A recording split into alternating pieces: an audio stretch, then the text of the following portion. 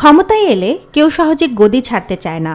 বছরের পর বছর ক্ষমতা দখল করে রাখা এবং ইচ্ছে মতো তার অপব্যবহার করা যেন তখন স্বাভাবিক ব্যাপারে পরিণত হয়। তবে এর ব্যতিক্রম যে হয় তা দেখল পুরো দেশ। সেই দৃষ্টান্ত রেখে গেলেন নাহিদ ইসলাম। গতকাল তথ্য ও সম্প্রচার এবং ডাক টেলিযোগাযোগ ও তথ্য প্রযুক্তি মন্ত্রণালয়ের উপদেষ্টার পদ থেকে পদত্যাগ করেন নাহিদ ইসলাম। মাত্র 7 মাস পরই স্বেচ্ছায় তিনি পদত্যাগ করলেন। যদিও এর পেছনে রয়েছে অন্য কারণ। নতুন রাজনৈতিক দলের দায়িত্ব নিতেই নাহিদের এই পদত্যাগ। মঙ্গলবার 25 ফেব্রুয়ারি দুপুরে অন্তর্বর্তী সরকারের প্রধান উপদেষ্টা ড. মোহাম্মদ ইউনূসের কাছে পদত্যাগপত্র দিয়েছেন নাহিদ। বিষয়টি নিয়ে নিজের ভেরিফাইড ফেসবুক পেজে স্ট্যাটাস দিয়েছেন অন্তর্বর্তী সরকারের প্রধান উপদেষ্টার প্রেস সচিব শফিকুল আলম।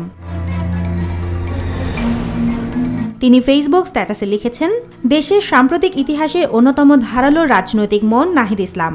তার বয়স মাত্র 26 এবং ইতিমধ্যে একজন নৃশংস স্বৈরশাসকের বিরুদ্ধে একটি জনপ্রিয় বিদ্রোহ নেতৃত্ব দিয়েছেন। তিনি দেশের রাজনীতিতে আরও কয়েক দশক বড় বৈশিষ্ট্য হয়ে থাকবেন। শফিকুল আলম আরও লিখেছেন, আর আল্লাহ জানে একদিন সে দেশের প্রধানমন্ত্রী হতে পারেন।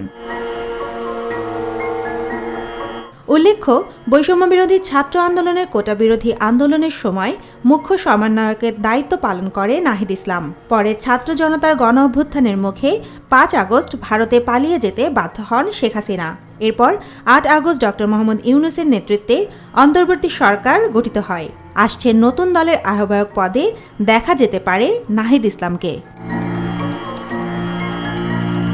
Desk report, Deshkal news.